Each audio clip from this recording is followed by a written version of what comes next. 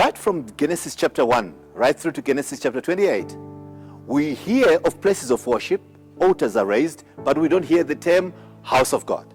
But in Genesis 28, Jacob is fleeing from Esau because of what he had done. And he arrives at a place and he's looking for a place to sleep.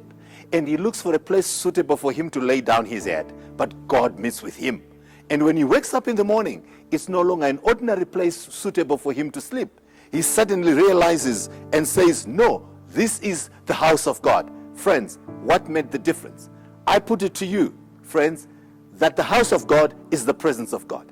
And Jacob, in Genesis 28, verses 16 to 17, comes to this realization, and he says, then Jacob awoke from his sleep and said, surely the Lord is in this place, and I did not know it. And he was afraid and said, how awesome is this place? This is none other than the house of God, and this is the gate of heaven. Because God was present, it became the house of God. I put it to you, the house of God is not a nice building. The house of God is not natural beauty. The house of God is not a suitable place. The house of God is where God is present. The presence of God is the house of God.